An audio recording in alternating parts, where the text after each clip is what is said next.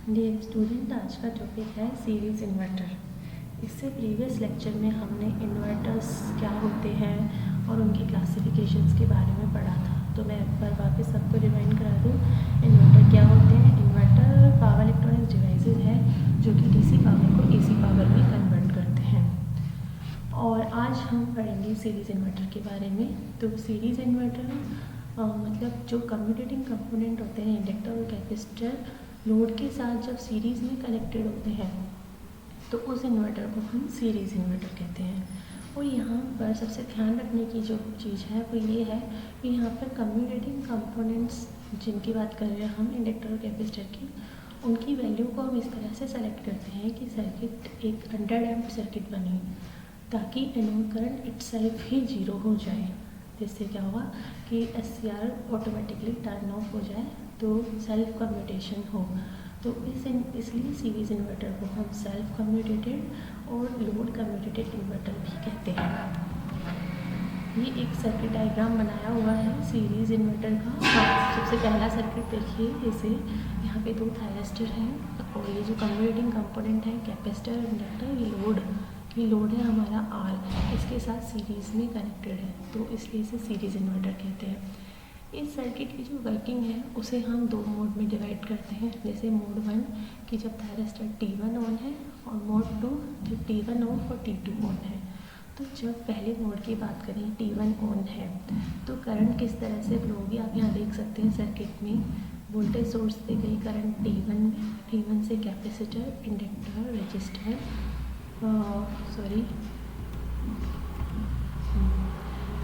VDC, T1, CLR और इस तरह से नेगेटिव टर्मिनल से होती हुई करंट फ्लो हो रही है। पर चूँकि यहाँ पे कम्यूटेटिंग कंपोनेंट हमने इस तरह से लिए कि सर्किट अंडर डैम्प्ड हो, तो ये जो आउटपुट करंट जो फ्लो हो रही है ये जो इसका ड्यूरेशन है T1 का ऑफ होने का, जैसे फॉर एग्जांपल पाई इंटरवल पर T1 की गेट पल्सेस ऑफ हो गई और T2 को हम ऑन कर रहे हैं तो वो पहले ही पाई ड्यूरेशन से पहले ही करंट जीरो हो जाए ताकि थायरिस्टर T1 भी कम्यूटेट हो जाए, तभी तो ये सेल्फ कम्यूटेटेड होगा और अंडर डैम्प्ड सर्किट होगा।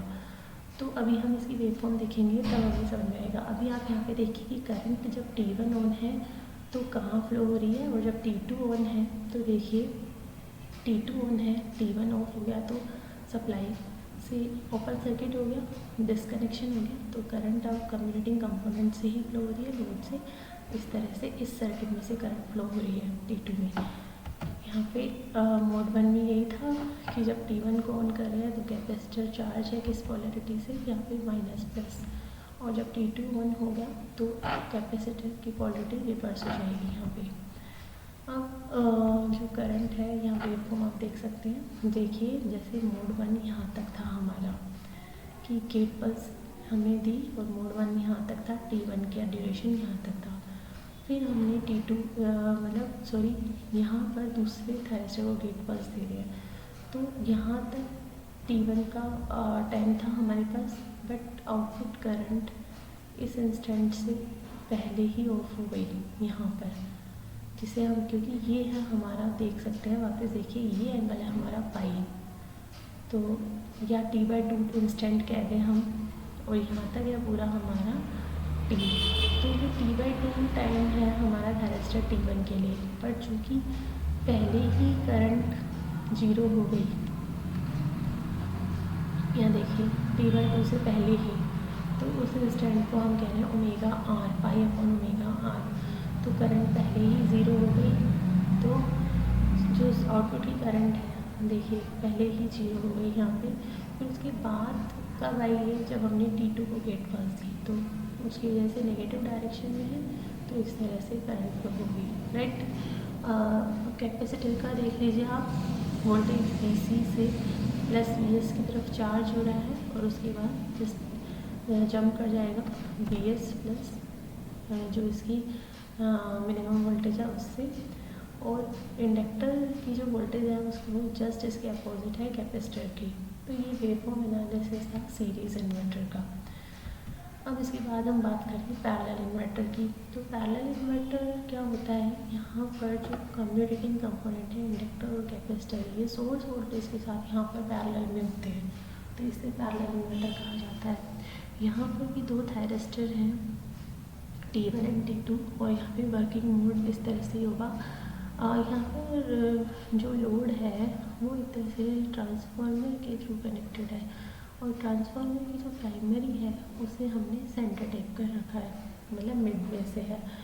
तो अगर हम यहाँ पर देखें कि जब हमने T1 को गेट पल्स दी है तो करंट कैसे फ्लो होगी, Vs से गई L से गई यहाँ पर अपर वोल्टेज सोर्स अपर प्राइमरी, क्योंकि T1 ऑन है तो अपर प्राइमरी से जाएगी करंट। कैसे जाएगी देखिए, T1 ऑन है तो यहाँ से करंट गई इधर ऊपर L, इधर नीचे और अपर प्राइमरी से, राइट। तो अपर प्राइमरी से जा रही है तो V0 हो गया हमारा,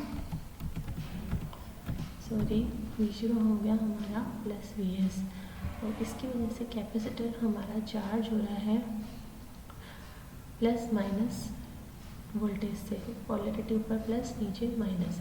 पर कैपेसिटर जब कुछ टाइम बाद टर्न रिवर्स हो जाएगा, डिस्चार्ज होने लगेगा तो इसकी पोलैरिटी चेंज होगी तो अब क्या होगा, T1 रिवर्स बायस हो जाएगा और T2 ऑन हो जाएगा। जब T2 ऑन होगा तो करंट कैसे फ्लो होगी, अब देखिए यहाँ से गया इधर L तो लोअर प्राइमरी से करंट फ्लो होगी तभी T2 में जाएगी। यहाँ पर आप देख सकते हैं यहाँ पे T2 से करंट कैसे फ्लो होगी, यहाँ से गई T2 से Vs L, अब यहाँ पे आ गई लोअर प्राइमरी से C और फिर T2 में, राइट। तो अब आउटपुट वोल्टेज आ जाएगा माइनस ऑफ Vs। तो ये पैरेलल इन्वर्टर के थे दो मोड थे वर्किंग की, T1 ऑन है और जब T2 ऑन है तो किस तरह से है। नेक्स्ट टॉपिक है हमारा PWM इन्वर्टर। एक्चुअली क्या है कि जो सीरीज़ और पैरेलल इन्वर्टर है, आप सिलेबस में सिर्फ एक बेसिक आइडियाज़ ये है इनका कि सर्किट डायग्राम और उसकी वर्किंग। तो हम यहाँ पर मोड्स के थ्रू उनकी वर्किंग समझा सकते हैं कि जब T1 ऑन होगा तो करंट कैसे फ्लो होगी, क्या सर्किट होगा, और जब T2 ऑन होगा तो करंट कहाँ फ्लो होगी और सर्किट क्या होगा और आउटपुट वोल्टेज कितना आएगा। तो ये था पैरेलल इन्वर्टर के बारे में कि पैरेलल इन्वर्टर में कम्युनिकेटिंग कंपोनेंट सप्लाई के अक्रॉस कनेक्टेड होते हैं, इसलिए इसे पैरेलल इन्वर्टर कहा जाता है। यहाँ पर भी वर्किंग मोड दो है कि जब T1 ऑन है और दूसरा जब T2 ऑन है तो आउटपुट वोल्टेजेस क्या क्या आ रहे हैं। नेक्स्ट टॉपिक है हमारा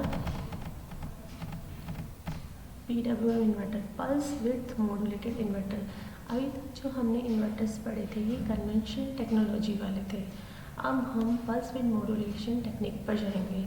तो ऐसा क्या वो इन्वर्टर जो PWM टेक्नोलॉजीज़ यूज़ करते हैं उन्हें हम कहते हैं pulse width modulated inverter. But need क्या है और क्या सर्किट होता है इनका।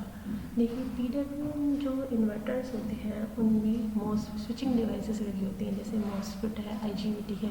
अभी तक जो हमने देखे थे उसमें थायरिस्टर लगे थे कन्वेंशनल टेक्नोलॉजी वाले। अब इसमें PWM वाले में होते हैं जनरली हाई स्विचिंग डिवाइसेस जैसे मॉसफेट यूज़ करते हैं। और इन PWM टेक्नोलॉजी का जो टेक्नोलॉजी होती है उसमें loads of protection and control circuitry लगे होते हैं, जो थोड़ी कॉम्प्लिकेटेड हो जाते हैं ये सर्किट। इसकी नीड क्या है, सबसे बड़ी बात ये है। देखिए जो कन्वेंशनल जो हमारे इन्वर्टर थे उसमें क्या होता था, आउटपुट वोल्टेज जो है ना वो लोड के अकॉर्डिंग चेंज हो जाता था, राइट। मतलब लोड पे डिपेंड कर रहा है। तो पर यहाँ पे PWM टेक्निक वाले जो इन्वर्टर्स होते हैं उसमें आउटपुट वोल्टेज जो है वो इररेस्पेक्टिव रहता है आउटपुट लोड के, मतलब आपका फिक्स रहेगा, जैसा कि इनमें नहीं होता है। तो इस इफ़ेक्ट को मतलब लोड चेंजिंग के इफ़ेक्ट को नलीफाई करने के लिए PWM इन्वर्टर्स यूज़ में लिए जाते हैं। अब आपके सिलेबस में PWM इन्वर्टर्स जो है इसका बेसिक आइडिया है, तो आपको क्या करना है इसमें ये बताना है what is PWM technology, why PWM is used. Basic जो ब्लॉक डायग्राम है वो PWM इन्वर्टर का क्या है। देखिए PWM इन्वर्टर्स में क्या लगे होते हैं, PWM कंट्रोलर सर्किट्स होते हैं, ड्राइवर सर्किट्स होते हैं, फीडबैक डायोड्स होंगे, बैटरी चार्जर, बैटरी ये तो क्या करेंगे DC के लिए चाहिए हमें, जो पर सर्किट बनाते हैं एक तरह से फिर उसके बाद ये कंट्रोलर सर्किट और ड्राइवर सर्किट यहाँ पर और बहुत इम्पोर्टेंट है, क्योंकि ये यहाँ पे कंट्रोलर सर्किट में ये स्विचिंग डिवाइसेस ही लगी होती हैं, राइट। तो जब तक यहाँ से सिग्नल नहीं जाएगा, मतलब कि प्रॉपर ट्रिगर पल्स नहीं आएगी, तो हमारा कंट्रोलर सर्किट ऑन नहीं होगा। और उसके ऑन होने के बाद ही आगे ड्राइवर सर्किट पर सिग्नल जाएगा और देन आउटपुट प्रोड्यूस होगा। तो ये ब्लॉक डायग्राम था PWM इन्वर्टर्स का। अब PWM टेक्निक बेसिकली जो है इन्वर्टर में यूज़ की जाती है वो 3 तरह की होती है। एक होती है सिंगल पल्स मॉड्यूलेशन, एक मल्टीपल एंड साइनसॉइडल। तो देखो नाम से पता चल रहा है, सबसे पहले सिंगल पल्स विद मॉड्यूलेशन। इसमें क्या होता है कि एक बार ही, जैसे हाफ वेव है, इस हाफ वेव में सिर्फ एक बार ही पल्स की विड्थ को चेंज करेंगे, मतलब एक बार ही थायरिस्टर ऑन ऑफ होगा। अब आप यहाँ पे देख सकते हो ये पाई इंटरवल है, इनपुट वोल्टेज है हमारी, राइट। ये आ रही है हमारी जैसे रेफरेंस वेव लिया हमने, ये स्क्वायर वेव रेफरेंस वेव है और ये ट्रायंगुलर वाली जो है कैरियर वेव है। जब इन दोनों को सिर्फ एक बार ही हम कंपेयर कराएं यहाँ पर इस ड्यूरेशन में, तो कहाँ पे यहाँ और यहाँ पे इंटरसेक्टिंग पॉइंट आ रहे हैं, तो यहाँ पे आउटपुट वोल्टेज यहाँ पे गेट पल्स प्रोड्यूस हुई, फिर यहाँ पर प्रोड्यूस हुई नेगेटिव के लिए, तो उसके अकॉर्डिंग आउटपुट वोल्टेज में एक हाफ में सिर्फ एक एक पल्स ही आ रही है। तो ये था हमारा सिंगल पल्स विद मॉड्यूलेशन। अब देखिए मल्टीपल में क्या है कि बहुत बार एक हाफ साइकिल में ही कई बार पल्सेस की विड्थ को वेरी करें हमने, मतलब कई बार हमने कंपेयर करा, इंटरसेक्ट करा, तो देखिए छोटी छोटी पल्सेस आ रही है बट सभी का मैग्नीट्यूड इक्वल है। तो ये है मल्टीपल पल्स विद मॉड्यूलेशन, मतलब एक हाफ साइकिल में बहुत सारी पल्सेस जनरेट हो रही है। पर ध्यान रखना है यहाँ पे कि इन सभी का विड्थ जो है वो इक्वल होगी। तो ये है multiple pulse with modulation technique. फिर इसके बाद तीसरा जो आता है वो होता है साइनसॉइडल। इसमें क्या होगा, इसमें कैरियर वेव और रेफरेंस वेव, यहाँ पे रेफरेंस वेव हमारी साइन वेव होगी। अभी तक हमारी रेफरेंस वेव स्क्वायर वेव थी, अब हमने रेफरेंस वेव जो है वो साइन वेव लिया है। साइन वेव को वही कैरियर वेव के साथ हम कंपेयर करा रहे हैं। तो उसमें भी एक हाफ साइकिल में भी कई बार हमने कंपेयर करा है, कई बार पल्स की विड्थ को वेरी करा है। पर यहाँ पर और मल्टीपल में डिफरेंस ये है कि मल्टीपल में सभी विड्थों का जो मैग्नीट्यूड है वो इक्वल होता है, पर यहाँ पर सभी पल्सेस की विड्थ का मैग्नीट्यूड इक्वल नहीं होगा, वो चेंज होगा। जैसे सबसे पहले कम है, फिर उसके बाद थोड़ा बढ़ा, फिर बढ़ा, फिर मैक्सिमम, फिर अगेन कम होता गया। मतलब साइन वेव का नेचर जैसा है उस तरह से ही यहाँ पे आउटपुट में पल्सेस जनरेट होंगी। तो है ये एक ही हाफ वेव में बहुत सारी पल्सेस आ रही है, मल्टीपल है, बट सबका जो मैग्नीट्यूड है वो चेंजेस हो रहा है, मतलब विड्थ जो है सबकी चेंज हो रही है according to the sine wave nature. तो ये है हमारा साइनसॉइडल पल्स विड्थ मॉड्यूलेशन। तो ये थी हमारी 3 टेक्निक्स थी पल्स विड्थ मॉड्यूलेशंस, ये जो कि इन्वर्टर सर्किट में यूज़ में ली जाती है ताकि हम इंटरनल कंट्रोल कर सकें इन्वर्टर सर्किट में कि आउटपुट हमारा कंट्रोल्ड AC आ जाए, क्योंकि इन्वर्टर का काम क्या होता है DC से AC में कन्वर्ट करना। अब ये AC या तो जो कंट्रोल हो आउटपुट वोल्टेज वो तो इस तरह से हो सकता है, या तो हम इनपुट DC को ही कंट्रोल में कर रहे हैं पहले से ही, या फिर एक हो कि अब आउटपुट आ गया जो भी है, फिर उसको एक कोई एक्सटर्नल डिवाइसेस के थ्रू कंट्रोल कर रहे हैं, तो वो उनका एक्सटर्नल कंट्रोल हो गया AC आउटपुट वोल्टेज। और पहले अगर हम DC को ही कंट्रोल कर रहे हैं तो वो है external control of DC output input voltage. तो देखिए इन्वर्टर के आउटपुट वोल्टेज को कंट्रोल करने के क्या क्या तरीके हैं। एक तो था external control of DC input, एक है external control of AC output, और एक है इंटरनल कंट्रोल ऑफ इन्वर्टर। तो ये जो पल्स विड्थ मॉड्यूलेशन टेक्निक्स है ना, ये इंटरनल कंट्रोल ऑफ इन्वर्टर है, मतलब आउटपुट वोल्टेजेस को हम इंटरनली ही सर्किटरी में कंट्रोल कर लें ताकि आउटपुट कंट्रोल्ड आए। तो ये होता है पल्स विड्थ मॉड्यूलेशन टेक्निक्स के थ्रू, और ये 3 तरह से हमने पढ़ी है, single pulse, multiple and sinusoidal.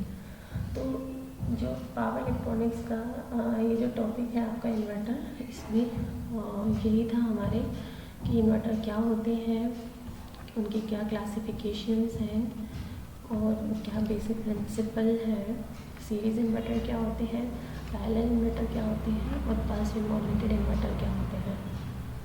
Thank you.